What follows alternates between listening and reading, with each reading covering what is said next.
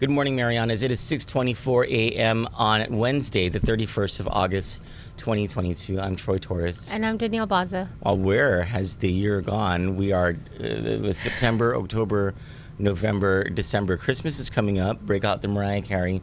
When we come back from this short commercial break, this is our agenda for today. It's very exciting. Our very first in-studio guest for Good Morning Marianas, the chairman of the Republican Party of Guam, Juan Carlos Benitez, will be joining us for the second half of that. But prior to that, when we come back from these commercial messages from our sponsors, we will bring you our top headlines, which include a crackdown on illegal Chinese immigration to the island, issues within the Guam public school system, and a forum that's going to be happening today between Leevin, Camacho, and Doug Moylan when we come back from this break. A great humanitarian once said that the difference between a career politician and a leader is the politician cares about the number of years served, and the leader just cares about serving. This defines Senator Chris Duenas. He is a seasoned statesman whose focus has always been on being a champion for the masses and a fighter for the truth. Re-elect Senator Chris Duenas, speaking up for you. I am Chris Duenas, and I approve this message. Edward Alvarez, Treasurer.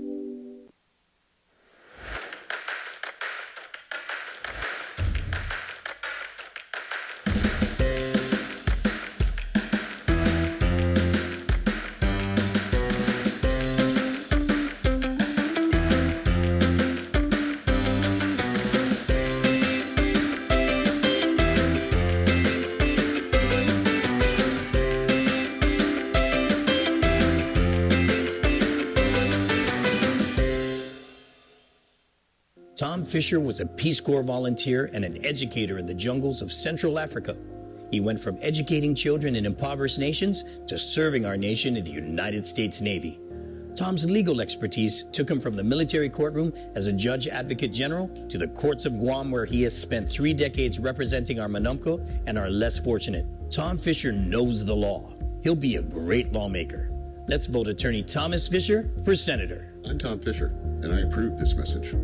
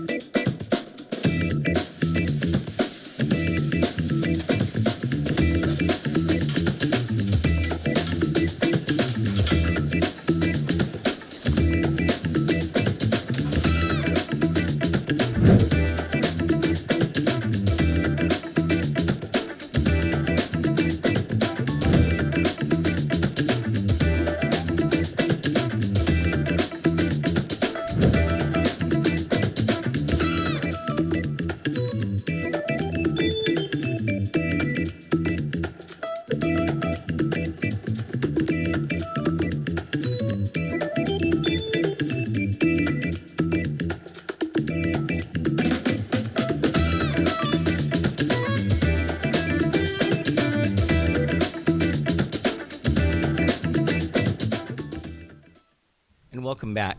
A multi-agency task force assembled by Governor Lulian Guerrero to stem the illegal immigration of Chinese nationals has been busy locating and arresting the migrants, all of whom have been traveling from the Commonwealth of the Northern Mariana Islands by boat. According to Guam Police Department spokeswoman Officer Berlin Savella, the task force also receives help from a federal agency, Homeland Security Investigations, and from the Office of the Attorney General of Guam. Task force officials have confirmed their suspicions the migrants are receiving on-island assistance once here, but have not released information as to why they are coming to Guam and whether they are seeking asylum.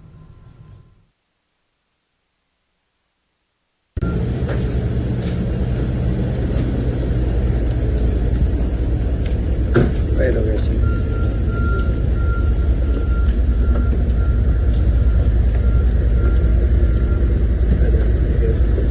Okay. This side.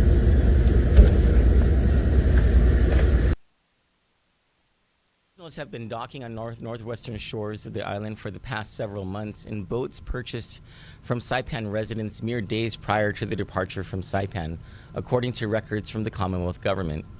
The U.S. government years ago granted the CNMI parole authority to allow visitors from the People's Republic of China. That same authority does not apply to Guam. The Guam Department of Education has yet to respond to several questions Kandit sent yesterday regarding unsafe conditions at FBLG Middle School. Students of the Jigo School have sent pictures and videos to Kandit of what appear to be unsanitary and dangerous conditions at the old and rundown school. Puddles of a dirt-colored fluid can be seen in one classroom, and according to students, more fluid rises to the surface as they step on the tiles. In another photo of the same classroom, closet doors are rotting. In another classroom, buckets litter the floor to catch multiple ceiling leaks. Multiple fiberglass ceiling tiles are either missing or soaked with light fixtures nearby. A video of another classroom shows water raining from the ceiling into a bucket.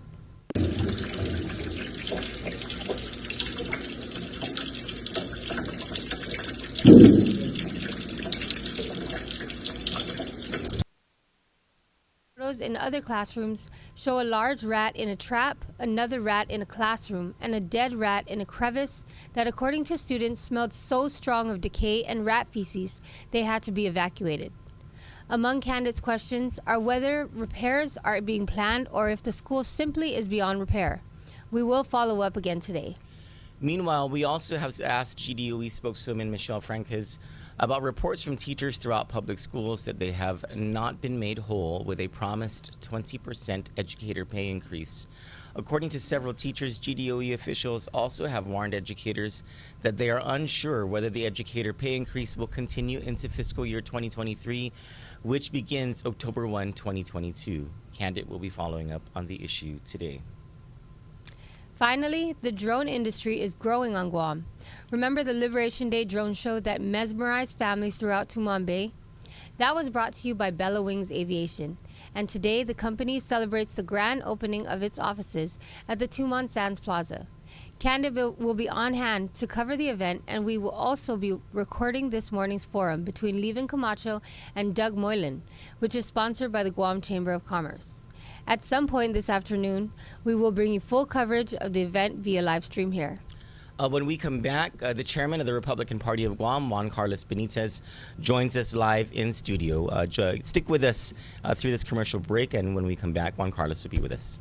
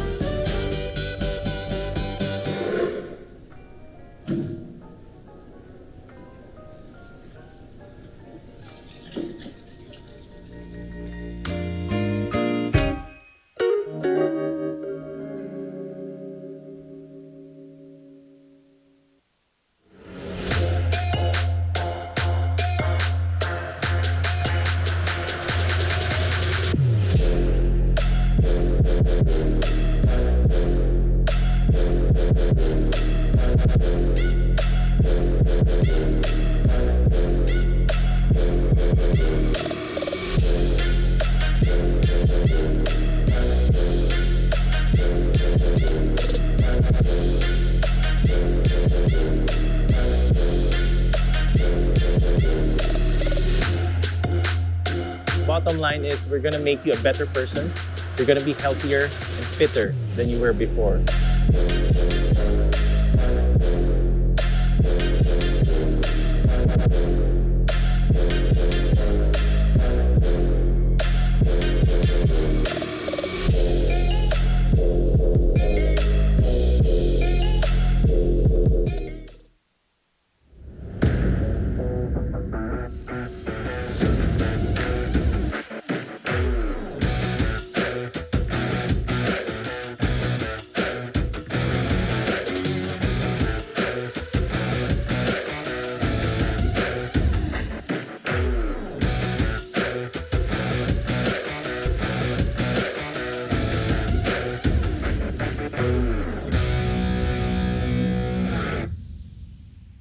Jones Act is a 1920 law justified on national security grounds as a means to bolster the U.S. maritime industry.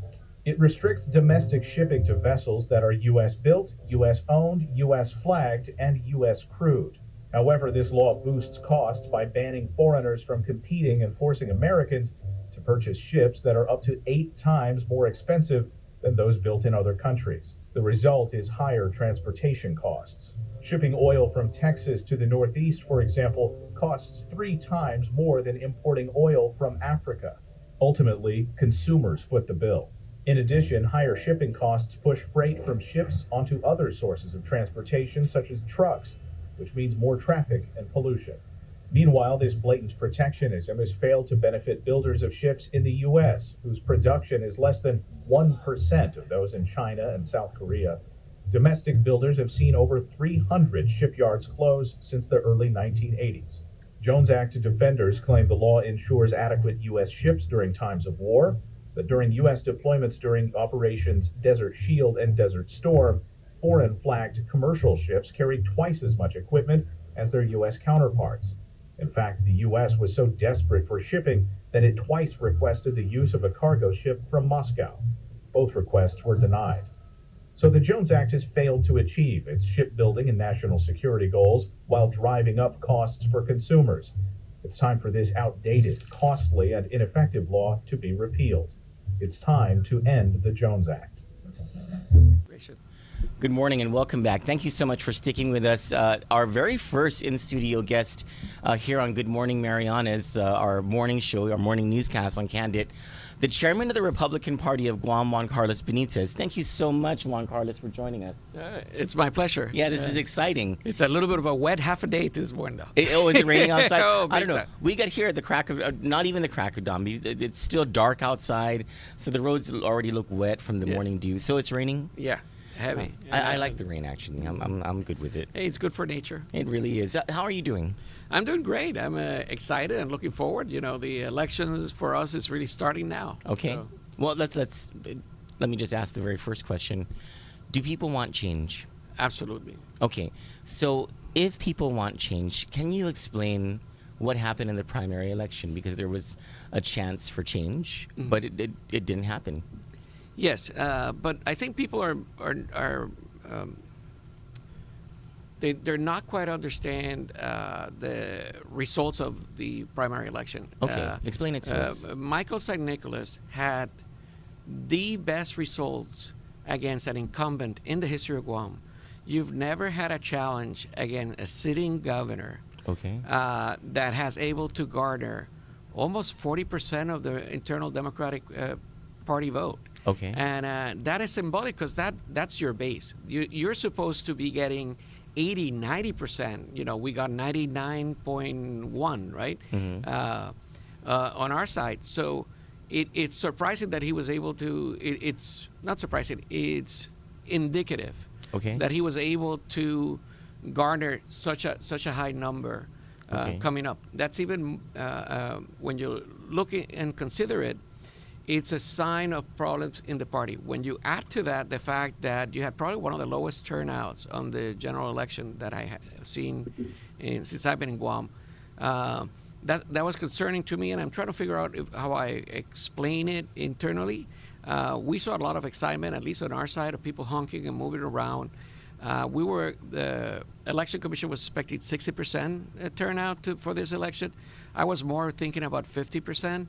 But 40 was unexpected. But if you spend over $1 million of campaign funding, you're talking about the Lou campaign. Yes, plus what I consider over $2 million of federal and state funding in campaigns where half of the ad is your face and your lieutenant governor's face. About the federally funded advertisements. Yes.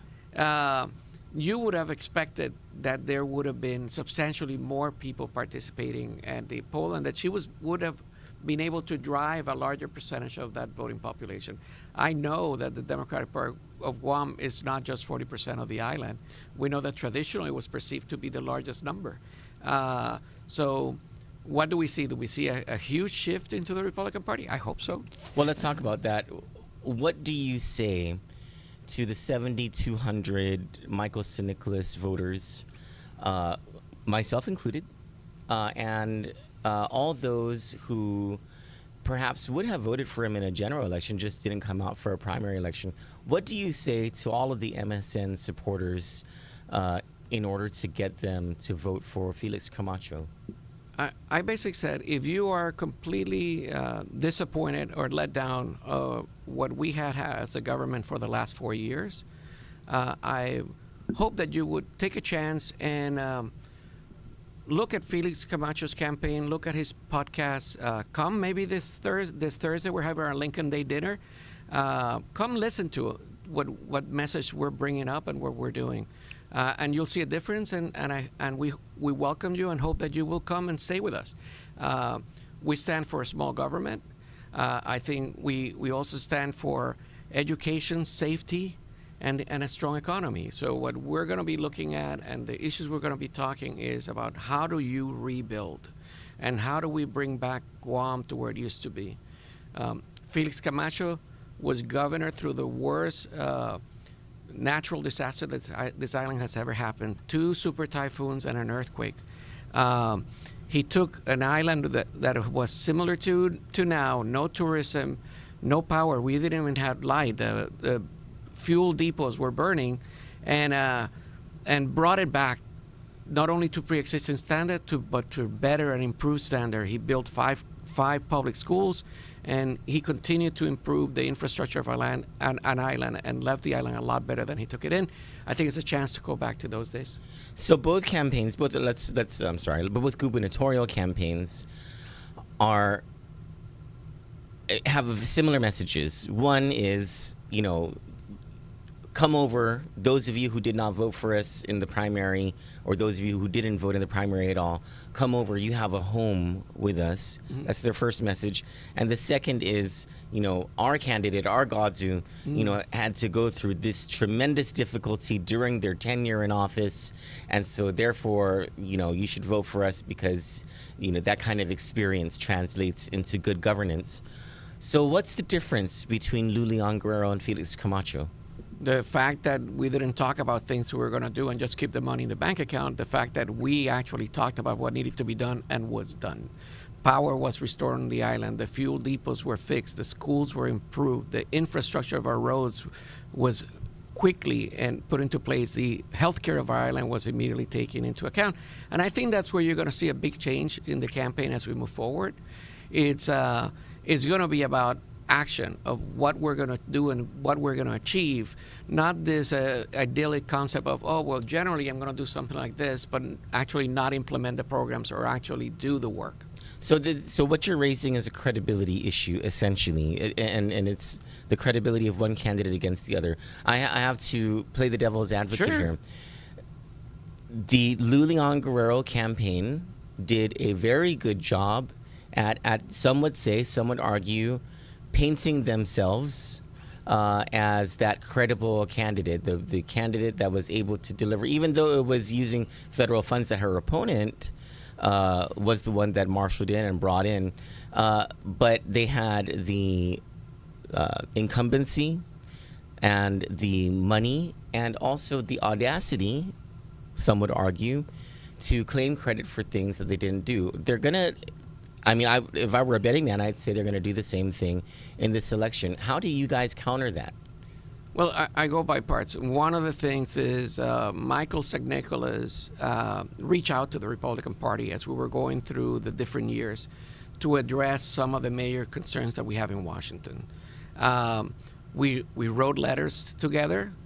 We got the Republican Party to support measures very quietly, not a lot of fanfare or issues going on. But it's interesting how the administration now is starting to take credit for a lot of the work that we did behind the scene.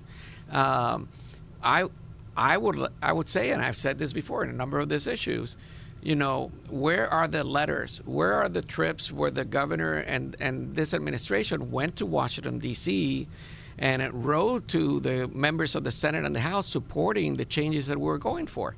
And I don't remember any of them. In fact, some of the time, that was the complaint I was getting from some of the Republican senators. They're saying, well, where's the governor on this?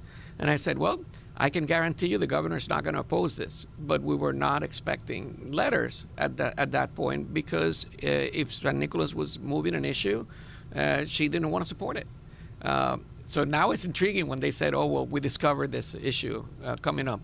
I'll tell you where in areas that I am concerned and where you would see a big difference. I think under a Republican administration, I think a state of emergency would end. I still don't understand why we'll have one going on right now. She keeps arguing about certain funding. I disagree with her interpretation of that, of federal law regarding those issues. But outside of procurement, it doesn't make any sense that we have not re-established our democracy. There should be balance between the different powers. I think we would look at a lower GRT, bring it back and bring in some form of safety or assistance to the private sector economy in this island. To continue to argue the economy is super strong and we have nothing to be concerned about, it's foolish. When you come to consider, we used to get 1.6 million tourists a year. That was our strongest leg of our economy. And they're touting, well, there's been an increase in tourism. Yeah, we're now looking maybe, 200,000 tourists a year? And that doesn't make up for the 1.4 million tourists that we used to receive. A lot of the tourists that are coming are military tourists. The Department of Defense has been grateful and thankful in working with us and making sure that they live here to assist our hotels.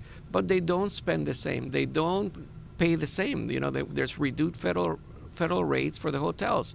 So it's not like they're booming. One of my things that I was intrigued as I walked down on election day, I kept saying this Leevin Guerrero signs on a cart with wheels parked in front of businesses that had closed. And I'm saying, what sort of weird dynamic do you see here when you see that they're using the space that used to be the parking for a supermarket to just park their car and tout that the economy is strong? How can it be strong for that business? You look at Kitchen Lingo, you look at Carmen's, you look at I miss Carmen's a lot. Yeah, me too. I saw Carmen I'm at a church. Mexican. Yeah. I saw Carmen at church, and I hugged her, and I was like, "Are you gonna reopen a restaurant?" Yeah. I'm a Mexican at heart. I love Mexican food, and it's sad to see that. And then you go to Chuck E. Cheese, you go to Sky Zone. You keep looking around the amount of business in this island that have permanently closed, not temporarily closed. And you can't believe when they tell you, no, the economy is super strong, we're going to be doing great. In D.C. right now, we're facing a Medicaid crisis. This cliff is not a slight cliff, it's a humongous problem we're facing. We have a cap of $29 million normally. Congressman San Nicolas, working with us, we were able to raise it to $129 million. And we were able to change the mass from 55% to 84%, if I'm not wrong. Which again, Juan Carlos, this is my point. The administration took credit for that. And they were able to take credit for that because of the power of the incumbency and the amount of money they had in order to advertise the credit taking that they were doing. How are you guys going to battle with that? Are you guys going to be raising the money? Are you going to be advertising? Are you going to have a message machine, a ground game? What's going on? Well, we don't own a bank. Okay. and we don't have the marketing campaign of the state government in the way that it's been used now, which I consider to be, extremely unusual. So how are you guys going to compete with that? We're gonna be smart and nimble. Okay. And we're gonna be everywhere. The biggest thing for our side is we're united. For the first time since I've been here, you look at our senators, you look at our candidates running up. We're all going in a team. We're all going around together. We meet weekly with the gubernatorial team to see what they're doing and where they want to go. So you're going to see a sea of voices coming out through this process, supporting what we're trying to do and agreeing to that. The other part is talking to actual business owners and decision makers in the island. We're meeting with the doctors. We're meeting with the wholesalers. We're meeting with the private sector. We're meeting with government employees and unions just to hear what are their concerns or their needs. So that when even with unions, yes, you would be surprised. A number of the unions have been very upset with the way that they have bypassed the traditional government recruitment process into doing all this emergency hires into the agencies. Understood. With completely different salary bases and structure than what they have. So it's been interesting to see, and it's a evolving development. But since Election Day, we've been pleasantly surprised about the amount of people that have come over and reach out to the party, and we've reached out to a number of them and try to say, look, it's not easy losing. Take a breath, but if you're committed to bringing change and to doing this a different way, come talk to us. Come talk to us at the Republican Party. Have you spoken with Congressman Nicholas since Saturday night? I have texted with him. I have not had the opportunity to personally talk to him. Okay. And the other thing that I commit to you is we will have a campaign on issues and substance. We're not going to have a campaign on slander and misrepresentation. I think attack politics like what Dave did to Congressman Nicholas and Bree is uncalled for in this island. And it doesn't go with the nature of the people of Guam. Well, actually, that was one of my questions, and maybe we will expound on that a little bit more. A couple of dynamics to raise to your attention. One is that both the statements from the Mike and Bree campaign and from the Talina Nelson campaign said nothing about supporting their Democratic rival who prevailed. And so do you see that as opportunity? And second, the second part of this is the number of people who voted in the congressional race for the Democratic congressional race is below the number of people who voted in the gubernatorial race, meaning a bunch of people who voted in the Democratic primary didn't choose a congressional candidate there. Your thoughts? I think you were not allowed to cross party ballots in this process, and I think a lot of those no votes were actually votes for Jimmy Moylan, for Senator Jimmy Moylan, future Congressman. What about this notion that neither candidate who lost the gubernatorial and congressional race on the Democrat side said in their statements, "I want all my supporters to vote for the team or the candidate that prevailed"? It's not unusual or not unexpected. We're not expecting that we're going to get a full endorsement from any candidate right now. I think it's you need to let people have a time to make the decision what they want to do. Being an elected official is not easy. It's a hard job. People assume that you're earning $1.5 million when you're not, and you have to suffer a lot of issues, like attacks against your family. I've never seen the personal attacks that happened in this election before, with the tenacity and longevity. Well, let's talk about this. This is the second time you're bringing it up. The tenor of the commentary, the tenor of the conversation. You have high up officials like Jane Flores who have made highly inflammatory remarks against Congressman Michael Nicholas, and you have others throughout the Leon Guerrero administration who have made very personal attacks against not just the congressman, but also against Sabrina Salas Matsinani. Let's start with, are you guys ready for those sort of attacks against you? We're expecting they're coming. Okay. And we've been in politics long enough that we are sort of hard-skinned. We know it's going to happen, and we're going to continue to move about it. We're not going to allow them to distract us from the reality, which is showing where we are and where 3.5 years of the Lula and Guerrero administration has brought us. Give us some inside baseball here. What were you guys saying to each other, in conversations that you would have with Governor Joe Ada or Phil Flores or Shelley Gibson? What kind of conversations were you having as you were seeing the mudslinging on the Democratic side? We just couldn't believe it. We were going, this is a party. You know what for me was amazing is if Congressman San Nicola would have won, I think we all expected that the entire leadership of the Democratic Party would have resigned.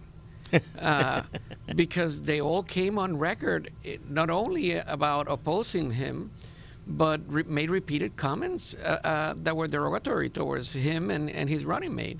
And I've never seen that. In fact, under the Republican Party bylaws, we need to be neutral through this entire process. You're not supposed to pick a candidate and support it and push it the way that they did unless the entire central committee of the party has met. That's all the village org leaders, that's all the elected officials, and gotten together, and a supermajority of them agreed to endorse one candidate in the primary process. Almost never seen in the United States. But boy, this party had a favorite. And it didn't stand just at the governor. It went down to the senatorial slate and the congressional slate. And why would you interfere? You're asking me, how are you expecting those voters and their supporters to be excited about coming back and joining you when you have made all these horrible comments and thoughts about that individual before? So are you guys cranking out the phone calls to supporters of both Talina Nelson and Mike San Nicolas? Absolutely. Yeah, but I'm guessing you guys see that, it might be a little that the prevailing candidates might have made it a bit easier for the Republicans to start taking their supporters. Yeah. Well, again, when you see that only 20% of the electorate, right? When you look at that, voted for the incumbent on a primary. When you look that almost 40% of the entire Democratic Party did not vote for the incumbent, you see that there's a problem. We see it as we can see her ceiling. We know her machine, what it can do. Now, what can you do? What can they do? They're going to throw more money at it. On our side, we need to be nimble. And we need to be quick. We're going to raise money like you've never seen, but we're not going to beat her. Last time she lent herself $800. You're not going to beat her in the elections or in finance? Okay. In financing. Last time she lent herself $800,000. I'm expecting she's going to lend herself over $1 million in this next cycle based on this primary results because they're concerning for their internal machine. On our side, we're focusing on our village org. We're going to harden those. We're going to give them that support that they wanted. We saw which villages need a little more help, and we will do that. And we're going to go on a substance campaign, and it's going to start this Thursday. Let's talk about that. Let's talk about that ground game that you're talking about. The Lou and Josh campaign have a superior advantage in their leadership of Rose Ramsey over the ground game. Rose Ramsey was the woman who, she organized the Calvo machinery. And when she went over to the Lou and Josh campaign, she took part of that machinery over. Do you have the remaining part of the Calvo machinery now working for Republican candidates?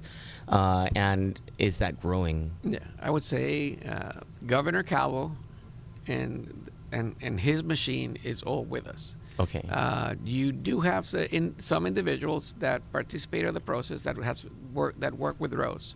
Rose Ramsey also run the Bota campaign, which when I was shocked. Which was supposed to win. Yes. It was supposed to win until Ray Tenorio took out that gun during the block party. Right. But all indications were that he was supposed to have been the governor, and yes, Rose Ramsey was in charge of his ground game.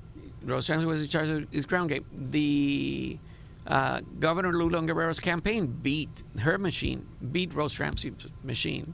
I'm intrigued how those individuals felt when all of a sudden they were told, hey, Rose Ramsey is going to run the re-election. It's the person that you beat and her machine is going to run the re-election. Because it sort of says like you don't believe in me and the work that I did to get you here. So structurally, that's not something I would have done. Rose is a very good organized driver and machine worker, but she also splintered the party. And we had to do damage control on a lot of the problems because she did not use the party machinery to move forward. She created her own team and her own machine, and it created a lot of divisiveness inside the party, which took years to heal. But it worked. In 2010 and 2014, arguably, Rose Ramsey delivered a Calvo victory. Yes. Yeah. But you're saying in 2018, it was a different story. And yes. what you're hoping that in 2022, So our model is one team. We have one village org that works for both the candidate and the party. And We're voting straight across the aisle, 15 senatorial candidates, 1 congressional candidate, and 1 governor. We are uniting everybody under one structure. This concept of dividing and splitting the party, it did not work long-term for the party. It was harmful, and we're not going to repeat that again. And the Democratic Party wants to go there, they can. And I think that that's the model they're following. If you looked at the campaign so far, it's been divisive. It's been splintering. And we don't support that, and that's not where we're going. So your village organization, is it growing? Where are you guys strong? Where are you guys shoring things up? Yeah. Well, some things we need to keep to ourselves. Got it. Understood. I tried. But we are evolving and taking lessons. We saw this as a dry run, and that's how we ran this primary election. We ran it. We know the numbers we need to hit. We were trying to get between 10 to 15% of the electorate to show up and participate. You got that? We got that. Okay. But would we have liked to have seen more voters show up? Absolutely. You know, when you really look at the numbers, what's really scary here is 40% didn't show up on election day.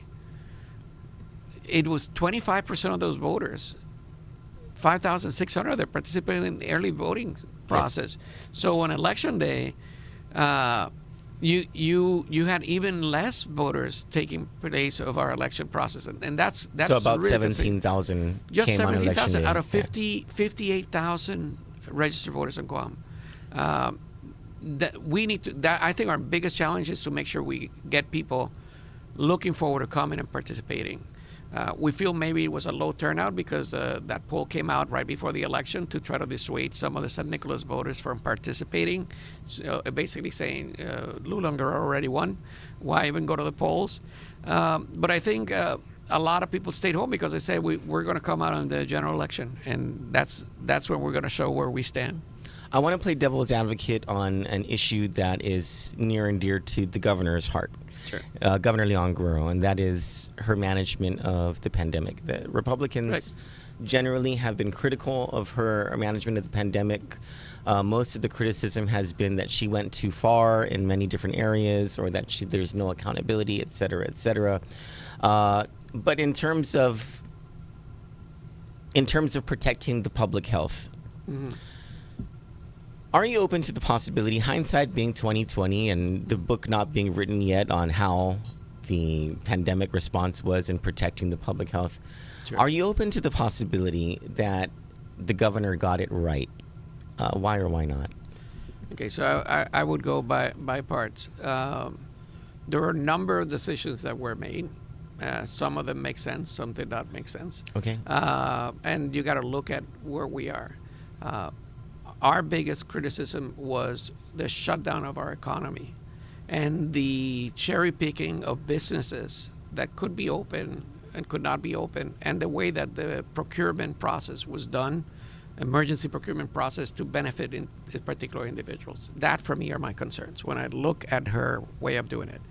I have to look and compare ourselves to other jurisdictions and what they did. Mm-hmm. And when you look at the Northern Mariana Islands and the fact that they didn't shut down the businesses, they work with the businesses, they put requirements, say, hey, if you're going to go, keep your distance. If you're going to participate, you can wear a mask while you're doing different There was things. No mask mandate, which I found incredible, but everyone wore their masks anyway. Yes. Yeah. Because the people here, we go through many disasters, and we know how to address our concerns. Meanwhile, here in Guam, we had a continued rotating and changing issue of who could open, who could not open, what requirements were you allowed to have or not have, and what issues you needed to look. They were saying you need to follow the CAR score. Depending where it's going, you're going to be able to open. Hotels come in, they start staffing. Okay, it looks like the numbers are going well. Oh, we're not going to follow that. We're going to go in a completely different direction. If you're a bar, we're not going to open the bars because we feel bars are too social in nature, without looking at what measures had that particular business taken to address those concerns. But more importantly, you can argue that all these draconian measures that you took, like roadblocks, like forcing the mask mandates and closing the business, was done to protect us, and we should see the results compare that we got. but she keeps going to the results of document that was presented by her own folks of worst case scenario. In reality, I want to compare us to the Northern Mariana Islands. Same population, same build, same comorbidities. Same health issues. I want to compare us with the southern part of the United States, which again have similar diets: Mississippi, Louisiana, Alabama, Florida. And you end up looking at those, and I'll just go with the Northern Mariana Islands. You would expect they would have had 1/3 of the amount of deaths that we had. They didn't. They had less, substantially less. You would have looked at the number of cases to have been like substantially more than the cases that we had here. They did not. So did the measures keep us alive and protected us? Some of them, yes, but a lot of them made no difference outside of bankrupting and closing our businesses. What concerns you about another 4 years of Leon Guerrero Tenorio? This next 4 years are going to be critical for the future of Guam. The federal government is going through an economic crisis. We spend there was no tomorrow in addressing this pandemic, in working with local governments to reignite the economies in those states. Those funding days are gone. This next 4 years are going to be years where the federal government is going to try to figure out how to recapture some of their funding and get the economy back, the inflation back on track in the United States. We need a governor that can work with the federal government and can address those issues. Leon Guerrero barely has touched D.C. I have not seen any particular impact on any regulation. Thank God San Nicolas was through this process, working day in, day out, and willing to work with the Republican Party of Guam to make sure that some of our mayor's concern as Medicaid cliff got addressed. And I think it's funny, the governor is so adamant about not giving any credit to San Nicolas that she keeps giving credit to Kalili. It's almost like Kalili is now the congressman for Guam. And Kalili is the congressman of the Northern Mariana Islands, and he represents them over there. He does a good job, but it's illusory to try to say in Washington, D.C. that you could pass any piece of legislation of this caliber and magnitude without the support of the congressman of your district. What concerns you about the prospect of Judy Wonpat becoming the congresswoman? Her position with the Department of Defense, and people can say what they want now, but reality is we have a record. You end up having a record of where you've been and how you've treated the federal government and argue with them. We should have learned through the few past decades that going to Washington and shouting and calling them racist, bigots, or discriminate, it doesn't work. What you need to do and your job is to show the disparity and the impact and the effect on local businesses. This was a criticism I had with the governor. The whole Restaurant Relief Act was provided across the entire United States, and the restaurants in the territories got around 15% of the funding. Every other state, 45 to 55%. How is that not targeting the funding for the Relief Act? But did you see any statement from the governor complaining? Any issue. The congressman tried. We tried on our own. But we can't do it unless we have a united front, and we need a united front for the next 4 years. I think we're going to get that with Governor Felix Camacho in our Republican legislature and Jimmy Moylan in Congress. Well, let's play pretend here. Let's pretend that there is a Republican majority in the next legislature and Felix Camacho is the next governor of Guam. What are the top 3 changes the Republican Party would like them to make when they get into office? Well, I would start by saying in D.C. or No, here on Guam. And let's just throw out some ideas here. Bond financing to fix all the schools. rollback of the BPT. I mean, I'm just sort of throwing all this stuff out here. Furlough of government workers so that we can balance the budget. I'm spitballing here. Yeah. Whatever. So I would say, first of all, find and provide the funding to fix the neonatal and the maternity ward at GMH. Okay. Two, I think it shouldn't take any time in demolishing and rebuilding the Agania pool. It's I see it every day. As a top priority, one of the top 3 changes? No, it's one of the things that he would do as soon as he came in. Let's talk about top 3 changes. Top 3 changes. Yeah. I would like to see repeal of the GRT. Okay. So bring it back to 4%. Okay. I think. Sorry, which one was the first one I gave you? So you gave me maternity ward. Yeah, maternity ward. Repeal of the GRT. Repeal of the emergency mandates. And then I think at the very least those would be my first 3 to start with. Well, anything dealing with crime? Oh yes. Okay. I think meet with the police department and police officers to talk to them about how do we redo recruitment and how do we get people in now. The gap measure of getting retired police officers is a great move. It should have been done 3 years ago when you start noticing that there was starting to be you couldn't recruit the 40 police officers that were supposed to be recruited every year, and the number of police officers started retiring through the process.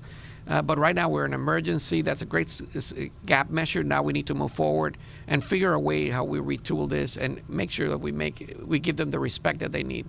Create a holistic system between the police officers, the Attorney General's office, and prosecutors, so that and the Department of Corrections, so that this revolving door that we're seeing here, where the police officers are disheartened when they arrest an individual, just for to have that person a few months later be left out on parole and then do a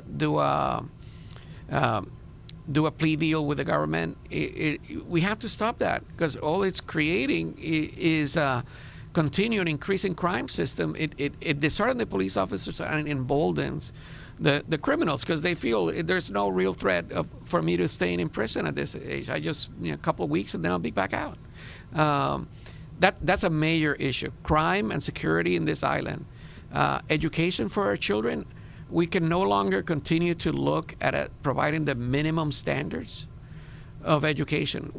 Under this administration, we had to waive the minimum number of days that kids need to be in school before they could graduate to the next class, pass right to the next class.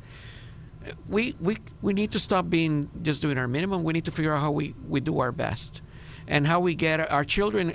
It's going to be the future of Guam. Is going to be what those children do and what they achieve, and we need to empower them and assist them to get there. And Governor Felix Camacho built 5 public schools when he was governor last time, and I'm sure that we're going to be looking at what do we need to do now. Is it the infrastructure? Is it the teachers? We had a wonderful system with the federal government before, where we were one education system that broke down because our standards went so low. Maybe try to figure a way that we can try to start recapturing that and give it an option to Department of Defense employees that come now to our island to opt in into our public school system and participate, and we get those revenues, right? So that gives you education, that gives you the economy, that gives you public safety. Now, in the economy, we need to stop looking just short term and looking at what we need to do mid and long term. I expect that Governor Felix Camacho would go in with the federal government, Department of Transportation, and look at saying, how can we diversify our number one economic driver here, which is tourism.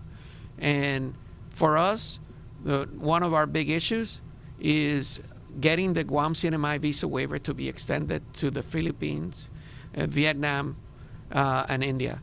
We need to find new sources of tourists to come to our island and participate and partake of the beauty that we have to offer. We know the Japanese economy, the tourist base is very hesitant as they restart. They'll come back. It's going nonstop to Guam